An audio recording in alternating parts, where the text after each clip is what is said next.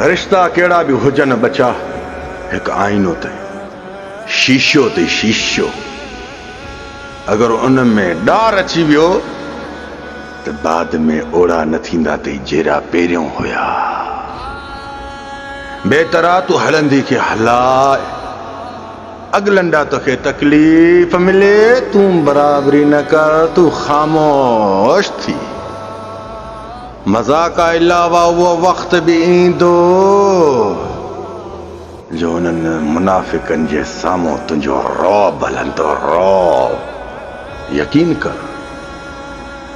आईनो जॾहिं शोकेस में लॻल आहे या दीवार ते लॻल आहे ॾिस केॾो ख़ूबसूरत थो लॻे अगरि इनखे ॾार अची वेंदो तोखे ई बेक़रार कंदो त यार मज़ो नथो ॾे कढांसि ॿियो वठां हा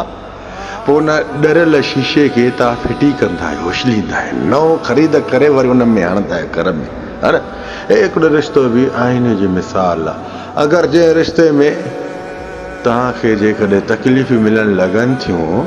त तव्हां उन्हनि सां बराबरी न कयो ख़ामोशी अख़्तियार कयो वक़्तु रिज़ल्ट ॾाढी सुठी ॾींदो जेकॾहिं बराबरी कंदो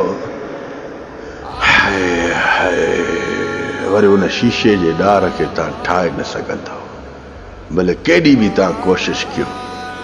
पर उहो ऐब ई रहंदो इन खां बहितर आहे तव्हां पाण खे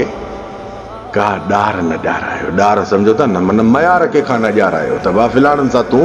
भलो न कयो या फिलाणनि सां तूं सही न कयो बहरहाल इहे रिश्तनि जा अहिड़ा मसइला हूंदा आहिनि हिकु हंधि थींदा आहिनि सवनि माण्हुनि में सवनि घरनि में ख़बर बि पवंदी आहे त हीउ पाण में हाणे अटकिया अथई हीउ पाण में हाणे हिक ॿिए खां परे थी विया अथव भले तव्हांजी केॾी बि साज़िश करे तव्हांजा करे रिश्ता जोड़ण बि कनि पर उहो मज़ो न रहंदो बच्चा जेॾो पहिरियों मज़ो हुयो छो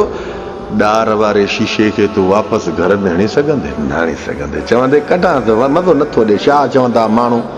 अरे शीशो बि भॻल अथनि घर में सुधरो फ़ाइदे में वेंदो सुधरो ऐं ॿी ॻाल्हि ॿुधो पैसे जे ज़ोर ते कॾहिं बि पंहिंजे रिश्तेदारनि सां ज़बान न लड़ाइजांइ घणा वरी ग़रीब हूंदा आहिनि ग़ुरबत मां इहे अमीर थींदा आहिनि इहे पहिरें नंबर जा हरामी थींदा आहिनि हा जे ग़रीब मां अमीर थींदा आहिनि इहे पहिरें नंबर जा हरामी टॉप जा हरामी थींदा आहिनि पोइ अॻिलनि खे पंहिंजे पेरनि चंपलियूं सम्झणु लॻंदा आहिनि छो उन्हनि न ॾिसी ऐं ॾिठो त तॾहिं इहे हरामी थी पिया न बहरहाल मां उन्हनि खे बि पैगाम थो ॾियां अरे इहो वक़्तु सदाईं न हूंदव इहो वक़्तु अॼु अथई सुभाणे उन्हनि जे साम्हूं बि चेहरा लिकाईंदो वतंदे जिन जी आॾो तूं पंहिंजी हैसियत ऐं औकात पोइ ॾेखारे